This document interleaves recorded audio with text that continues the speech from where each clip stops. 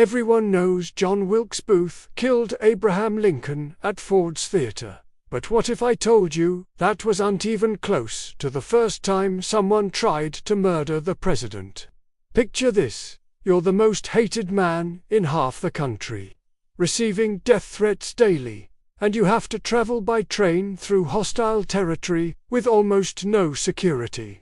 That was Lincoln's reality. In fact, there were at least 4 serious assassination attempts on Lincoln's life before Booth ever pulled that trigger, and one of them came within inches of success. These aren't just rumors or paranoid fantasies. We have documented evidence, eyewitness accounts, and in some cases, the actual weapons used. The first attempt happened before Lincoln even reached Washington to become president. Section 1. The Baltimore Plot. It's February 1861. Lincoln is traveling by train from Illinois to Washington for his inauguration. But Allen Pinkerton's detectives have uncovered something terrifying: a coordinated plot to assassinate Lincoln when his train stops in Baltimore. The plan was simple and brutal. As Lincoln's carriage moved through the crowds from one train station to another in Baltimore, assassins would create a distraction, then close in for the kill. The leader was a barber named Cipriano Ferrandine, who had been recruiting Confederate sympathizers for months. Here's what makes this chilling. Pinkerton's agents infiltrated the group. They sat in rooms, listening to these men plan in detail how they would murder the president-elect. One detective, Timothy Webster, heard Ferrandine say that Lincoln would never reach Washington alive. Lincoln's advisors forced him to take a secret night train through Baltimore instead, arriving in Washington at dawn in disguise. The would-be assassins were left waiting for a train that never came. But the attempts were just getting started. The next one involved Lincoln's own bodyguard turning against him. Section 2. The White House infiltration. This one will make your skin crawl.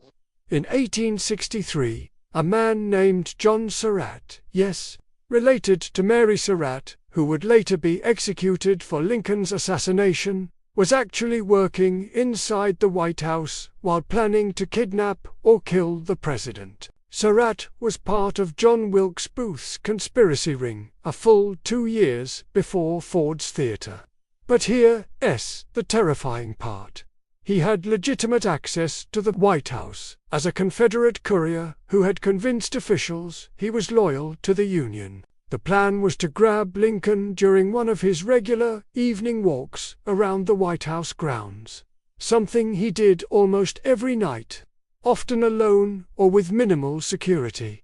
They studied his routines for months. But it gets worse. There's documented evidence that Surratt once stood within arm's reach of Lincoln during a White House reception, with a concealed weapon. The only reason he didn't act was because there were too many witnesses and no clear escape route. If this is blowing your mind as much as it's blowing mine, hit that subscribe button, because we're diving into history's darkest secrets every week. And trust me, it only gets more shocking from here. Speaking of close calls, the third attempt literally put a bullet through Lincoln's hat. Section 3. The Soldiers' Home shooting. This is the attempt that almost succeeded. August 1864. Lincoln is riding alone at night from the Soldiers' Home back to the White House.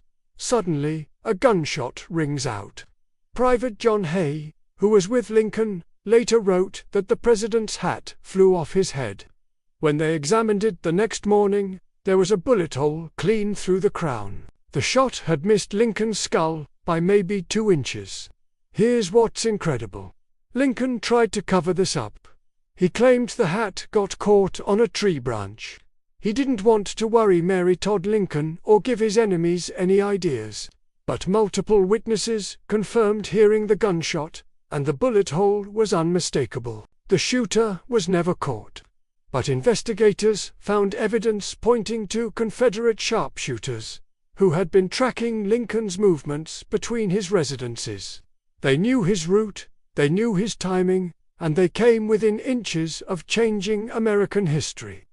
But the most disturbing attempt of all involved someone Lincoln trusted completely. Section 4. The trusted betrayal and conclusion. The final documented attempt came from within Lincoln's inner circle. David Herold, who would later help Booth escape after Ford's Theater, had been working as a pharmacy clerk with access to the White House medical supplies. Evidence suggests Herold attempted to poison Lincoln's medicine in early 1865, just months before the successful assassination. The only reason it failed was because Lincoln's personal physician had become suspicious of tampering and started testing the president's medications. So when John Wilkes Booth finally succeeded at Ford's Theater, he wasn't a lone wolf. He was the fifth serious attempt on Lincoln's life. Each failure taught the conspirators something new about Lincoln's security, his routines, his vulnerabilities.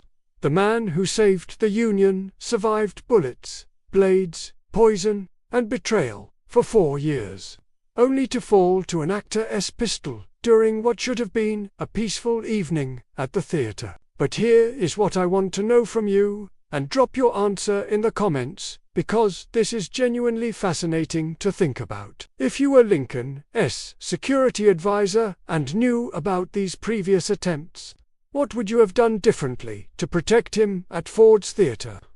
Would tighter security have changed the course of American history? And if you're hungry for more dark secrets that textbooks won't tell you, make sure you are subscribed with notifications on. Hit that like button if this episode opened your eyes to how close we came to losing Lincoln years before Booth ever set foot in that theater.